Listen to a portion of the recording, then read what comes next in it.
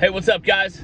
This is Kyle Jones from Jones Sport Fishing, and today is Sunday, the 9th of October, and man, what a week it's been. I didn't really know where to start. There was a lot of things that happened this week. Really, this week feels like it was a month compressed into a week.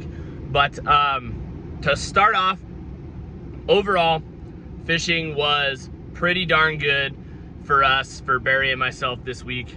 We both definitely had a couple of days where maybe we struggled a little bit, or I mean that we're slower than others, but it's steelhead and salmon fishing, so it really wasn't that slow. But overall, really solid week of fishing. And experience-wise, there's absolutely nothing that beats the first couple weeks of October on the Clearwater. In my opinion, that it's for a fishing experience, I don't think anything beats it. We're here, there's big, beautiful B-run steelhead, there's fall Chinook, the weather's good. I mean, it's just been an absolutely incredible week. But really, the story of this week was up and down water that was all from Doorshack. So what was it? Was it Monday? I don't remember what day it was. It was Monday or Tuesday. The Corps of Engineers jacked the water out of Doorshack to 5,000, which was amazing because that was like getting a rain event, and it sucked a bunch of fish in the river, and fishing was good. We could run the boats anywhere.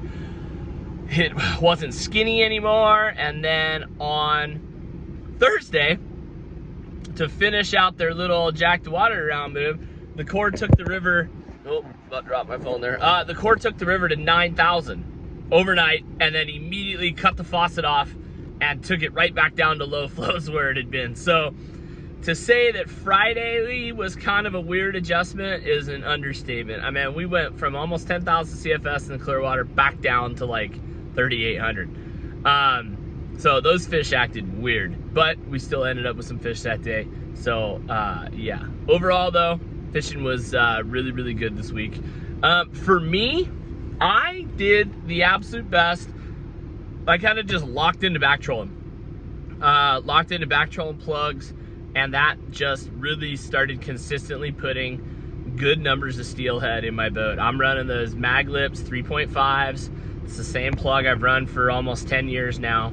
And I tip them with a pink coon shrimp, and off and ready we're going. Colors, just all the standard blues, purples, pinks.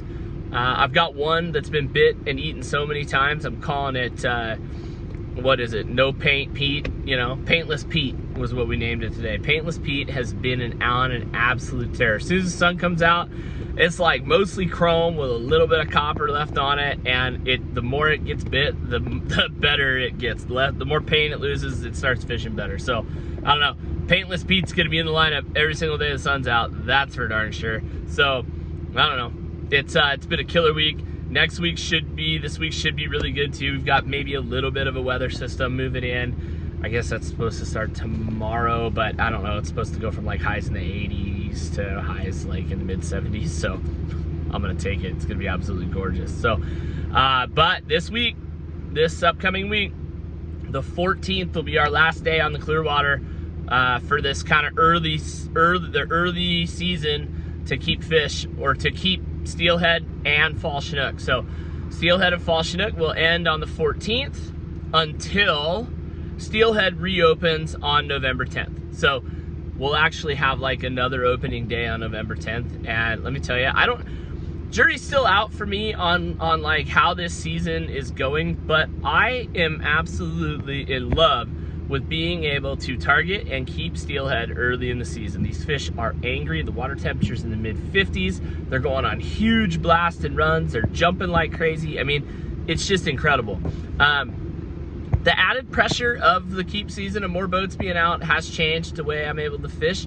I used to just kind of side drift everything and sort of forget about the fact that there was clear water because there just wasn't any pressure, and I was able to get fish that way. Now I'm having to do my normal late October, middle of the season, pulling plugs. But man, these fish, it's like if you know where the slots are and you can get your gear in on those fish and you can find them, they're gonna bite. The other thing is the pods of fish that we've been fishing on have been moving a lot. They're doing like a couple of miles a day. So where I'm finding them one day, I'm not necessarily finding them there again. I've got to go re-find them further upriver.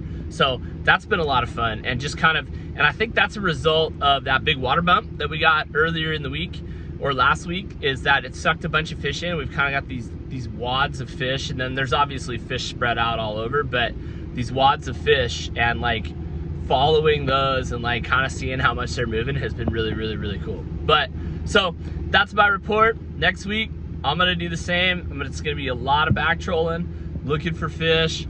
We're gonna mostly be targeting steelhead. We are still getting Chinook while we're back trolling, so that's an added bonus. But yeah, other than that, just absolutely enjoying our time out here in God's creation. It's just wonderful, and couldn't ask for anything better. But anyway, guys, God bless you guys this week, and we'll see you next week. Talk to you later. Bye.